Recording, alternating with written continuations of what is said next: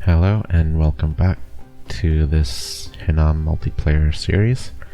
This is episode 15 and it's turn 36. We're coming back right after we won the battles with Russ outside and inside of his capital. As you can see, we did a whole lot of site searching and we're doing some cleaning up in the empty provinces around Russ. So let's check out those battles first. First we have Independence. Some wolves attacked us last turn, so we're taking that back.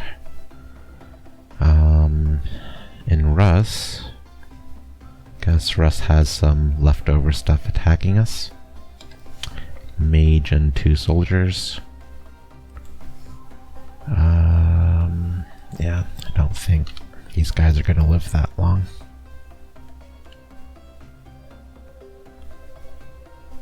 Nope. So in the results we see we killed them. These troops were there patrolling for unrest and to catch spies in the province, so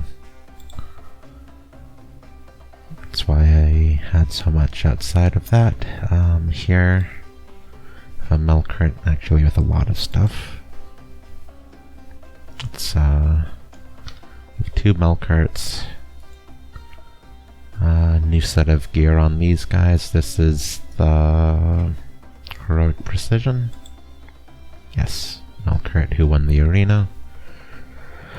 Second one, similar gear,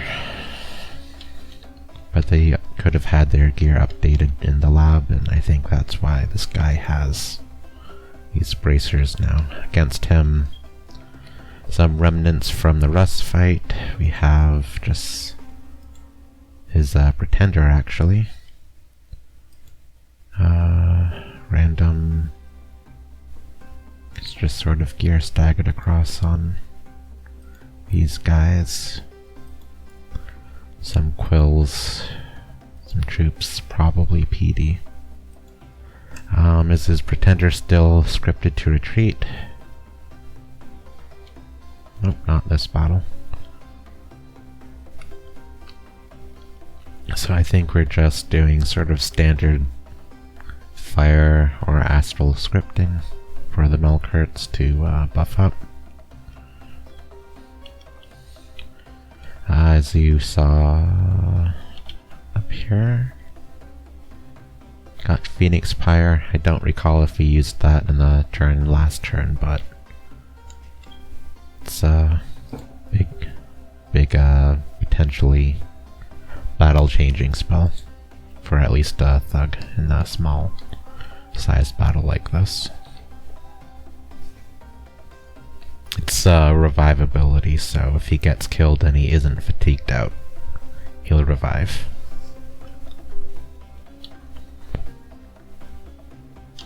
But yeah, these troops shouldn't pose much risk to, or threat to my Melqarts. It's really just the Sacreds with the 2-handed battle axes that were what were giving Melqarts trouble. So it looks like everything ran. We didn't kill any mages, which is unfortunate. There's some good looking gear on a lot of guys. It's like the air booster on his helmet. I think this was this. Yep. Guess we killed 1 wizard, but we didn't pick up any gear, so. Between Atlantis and Satis, this is his fort. Looks like Atlantis is trying to take control over it again. For events, minus taxes. Good event, we get 12 blood slaves, which is I think a lot for this event, and 200 gold, pretty solid. Baratos catches my scout. So this looks like a blood hunting province, but with no blood hunters in it. So maybe this is on a fort.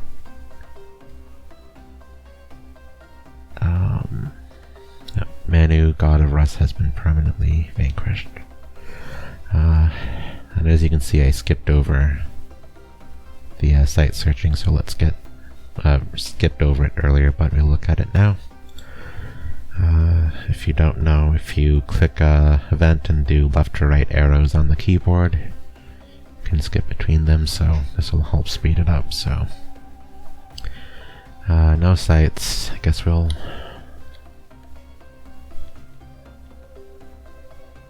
we did a Call of the Winds. That's for patrollers. Find 2 sites here, 2 nature sites. We'll look at that in a moment.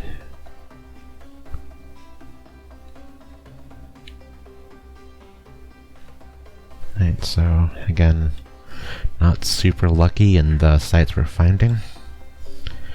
A lot of our land, like as you can see, was only searched up to 1 or 2 paths, so I do think it's worth it to site search up higher than 1, and I think using remotes is okay. The reason we're doing remote site searching is it's very cost effective on mage turns. Though obviously it has a huge drawback in the amount of gems I'm spending. So if you just look at this list, I don't recall, but I think most of these are 2 to 4 gems. Like Arcane might be 3, Fire might be 2, and I think Nature's 2. With Earth 1 being 3 gems, so 2 to 4 gems on each casting. Quick count might say we did 20 remote site searching, so what would that math be? 20 times 2 to 20 times 40, or times 4, so we're doing like 40 to 80 gems to do all this, just this turn. We only found 2 sites, but the 2 sites we found, Grove of Evergreens, 1 nature, the Wormwood Tower, 3 gems, and we get a independent mage. So this is Air 2, Nature, Death 1, Nature 1, with a random of Air, Earth, Death, or Nature. So this is a really nice find. Gives us a bunch of new cross paths we didn't have before reliably. It also gives us access to Air 3 so that we can cast Storm without any boosters needed. I think the Earth cross path might give us new things, but I'm drawing a blank. What it can also do is corpse constructs for some added fodder. Is there a nature, earth? No, we already have that cross path. Air death is a lot of good stuff as well. There's like Wailing Winds, which I think is battle-wide fear. There's Winds of Death, which is a magic negate decay effect on the whole battlefield, so okay, the air death cross path and the deep air is a very valuable find. And I would honestly say that finding that 1 site is worth spending the 50-100 gem site searching. Considering I already have pretty strong incomes, so what this is opening up to me is entirely new paths of play to my nation.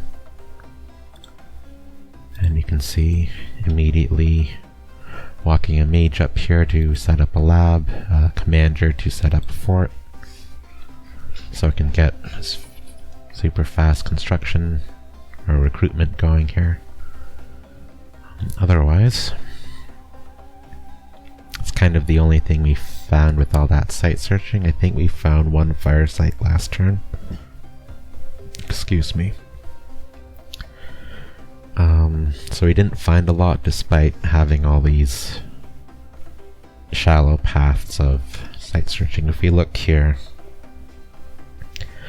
we still don't have a lot of like the full deep path searching done yet, so I imagine we'll be doing a couple more turns of that.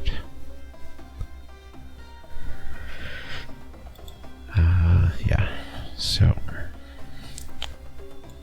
as you can see on the map, Russ is gone, so it's turn 36 and we've won our first war.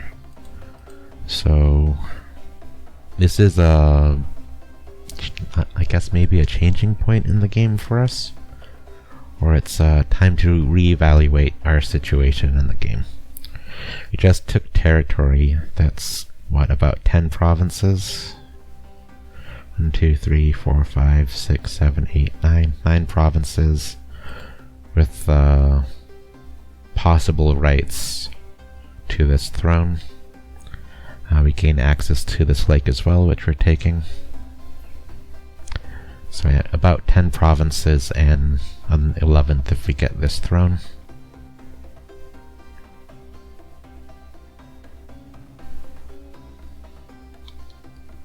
Actually, no, I don't think we get access to this lake, but I'll get back to that topic in a bit.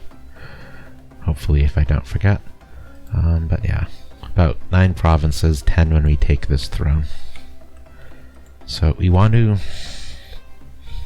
One of the things I want to evaluate when I'm playing from this point is I just took a bunch of land. There's only 1 fort in it. So I want to think, where do I want to put forts to exert control? And do I have the gold income to do it? So if you recall before the war, I don't recall if I said it in an episode, but I felt that I had slightly overforted in the sense that I could produce mages everywhere, but I didn't have a lot of leftover gold to make troops. So if I had a sudden need to produce a lot of troops, I would have to cut mage production, so in my case it worked out okay. I had just the amount of troops I needed to capture Russ and win the war, while producing full speed on mages for the most part.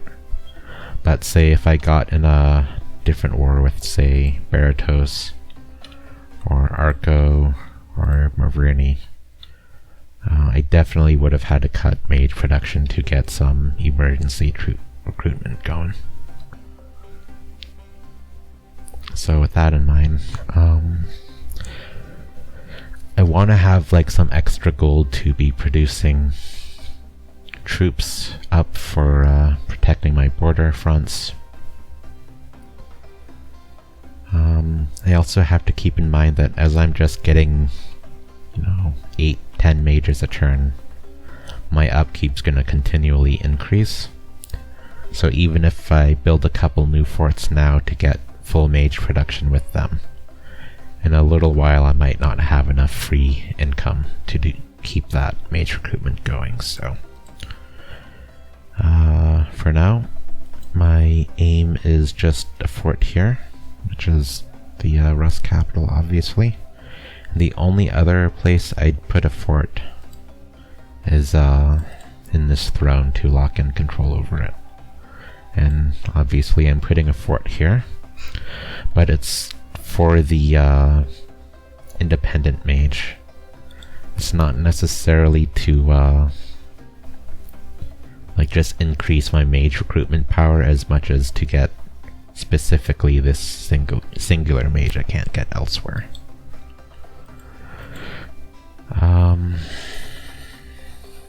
Yeah. I think I also missed that Baratos took this throne 1 or 2 turns ago.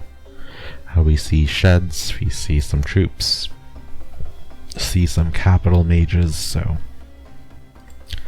That's that. Looks like... Okay, so there's definitely a new war going on between Arco and Sauromadia. Sauromadia did a teleport statue drop on one of the raiders, so that's cool. Too bad we couldn't see it. And sort of to evaluate the game state, we can see that Cetis has lost his capital. Atlantis actually won this siege against this Cetis fort there, so... Okay, this was inside the fort, not outside the fort for that battle. And this is probably the last Cetis fort. It's besieged by Sauromadia. So this war is about done. We have a general sense that Sauromadia is like this big up to here. So he's pretty sizable. Morverni has kept, for the most part, quiet. Since he killed Miklin's Pretender and took over the land pretty quickly. Morverni has a lot of land. And is, considering he got the land early, he probably could be ahead of the curve on me on research. But I don't think he has the fort count to match mine. But he could have potentially had the gold income to match mine before I took Russ. But I think if you look at maybe graphs, so this I think is about when we started the war with Russ. Still doing forts.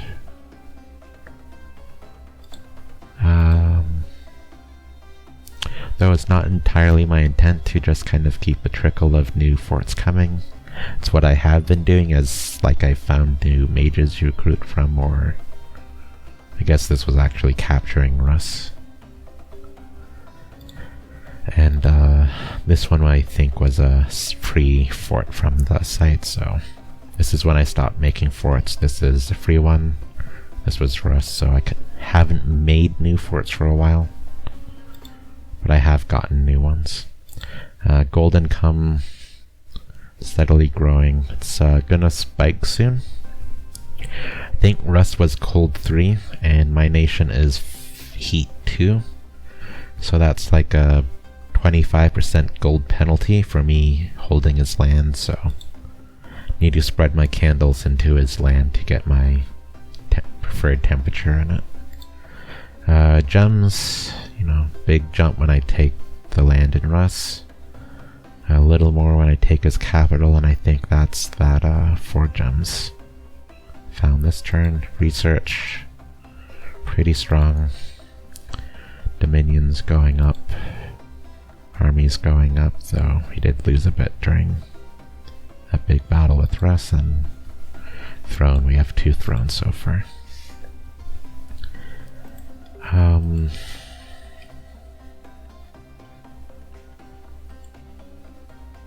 Yeah, so I guess in this wasteland province where we're gathering the balls, what are we doing? I have a Bloodthorn, so that's a blood booster. Oh, did we just reach construction 6? Yes, we just reached construction 6, so getting some new items from that. Lightest lanterns are actually what we're doing this turn, it looks like, for the last of our fire jumps. I imagine we're doing that as much as we can. Sort of jumping through provinces for my fire mages. But yeah, we should see a...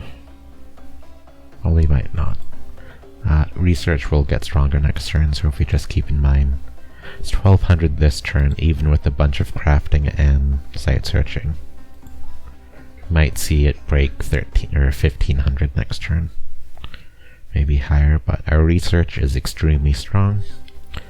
That's in part due to the Magic 3 scales in part because we're investing in research itself through revenants, through items.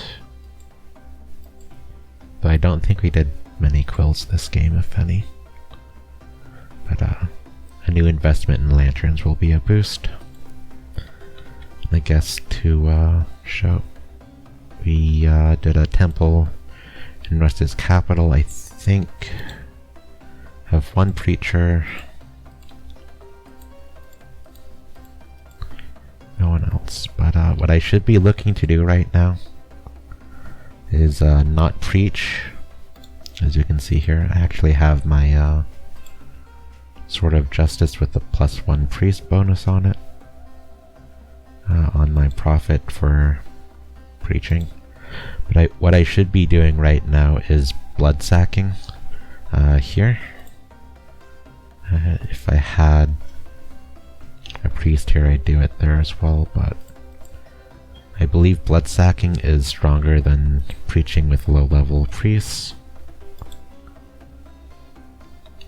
as it guarantees the spread of one candle attempt, versus preaching I think is a percentage chance. But I want to get my scales, and especially the temperature in here pretty quick. If we just look, it holds a -25, that's kind of equaled out by the growth in order. But those are weaker money scales than what I have as well, as we see here. It's 6, 6, and 6 there, so 18 out of scales and only a 5 penalty from heat. So yeah, the income in these provinces could be a lot higher. So as the Dominion gets bred here, we'll slowly increase that income. So yeah, back to evaluating the game state. So I should be immediately thinking about who my threats are and who I want to fight. The big one I'd like to eat is Baratos. They're probably the weakest nation in the game now. Arco is fighting, I guess, Atlantis as well. I don't think I saw this in the game when I was playing it. But Arco's fighting Sauromadia, so there's a pretty hot war here. So I think Sauromadia and Marverni are my two biggest rivals in the game. Potentially Atlantis as well, but it's a bit hard to tell with water nations. Excuse me. So Marverni's a rival right now because it's had all this conquered Mictlan land for a long time in the game. Probably around 20 turns. So they've had a lot of time to accumulate this advantage. Sauromadia also just conquered a lot of Cetis, but it seems like Atlantis got a lot of the empty land as well. I'd probably say Atlantis may have gotten the better end of that deal, because he got pretty easy to take land, while Sauromadia had to battle heavy defenses in this capital. I'm sure there might have been big battles before then. But we do know that to an extent Sauromadia has had some attrition fighting Cetis. Atlantis has also suffered attrition fighting Cetis. And if we compare that to my war on Russ, I pretty much lost some throwaway troops.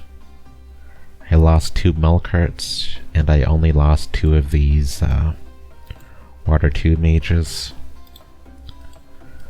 So my losses have been very good in my war. I lost very little. Probably the least out of anyone fighting so far.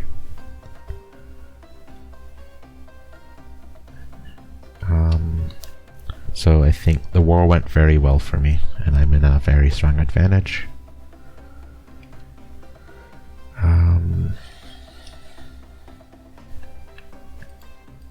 Yeah. I think I'm rambling a bit, so let's go to the next turn, around 36. Oh, the lake actually, so I think I noticed this turn or last turn, and maybe you can check the old videos, but this used to, I believe, belong to Merverni. And I know from what I recall in the diplomacy it did. And I was messaging Merverni right around now that I was taking control of this lake, but I recognized Merverni's rights to take or keep the lake.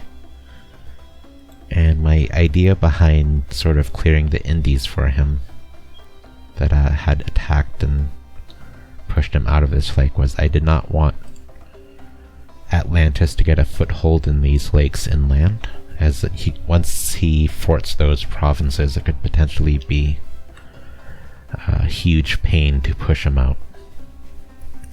So as you've noticed, I've taken the rest of the lakes, and I'm contesting this one. So say Atlantis sees that there's still Indies in this lakes, and he doesn't know, and he probably wouldn't know, that Merverni used to own it. If he snuck or teleported someone here, took it from the independents, it's different than if he looks at it and sees, hey, Hinnom controls it. So by taking this and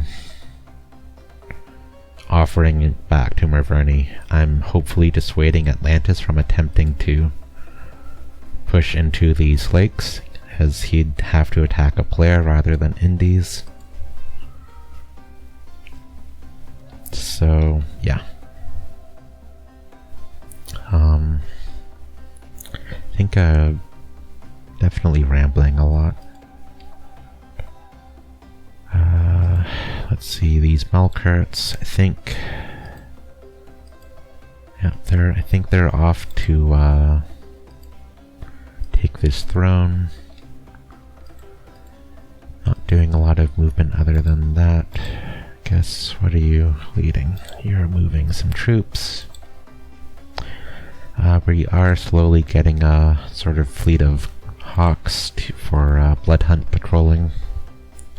Have fun here. I think I've been doing some light blood hunting in this province just to like burn out the population faster and get what blood slaves I can.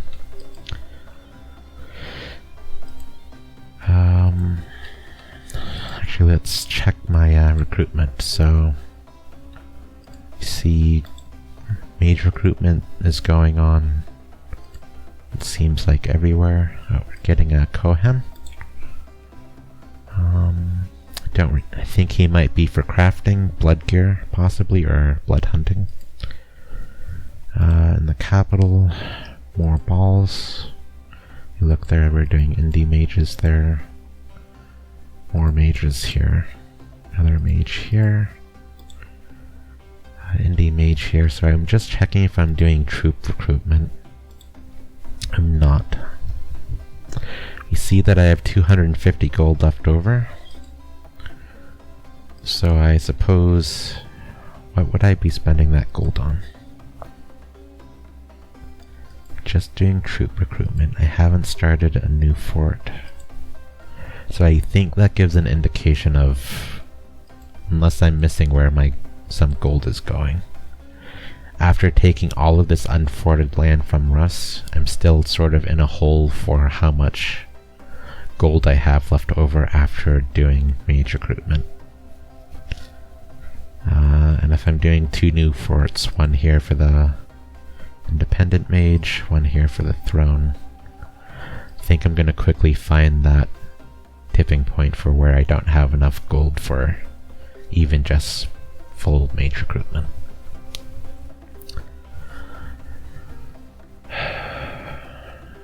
yeah. Wanna talk more on, I don't know. I don't know what I wanna say about my rivals at this point. So I guess I'll cut it here, think a bit, so I can come up with some good stuff to say next episode. So thank you for watching. Sorry for rambling, but the war with Russ was a large success, and I'll see you next time.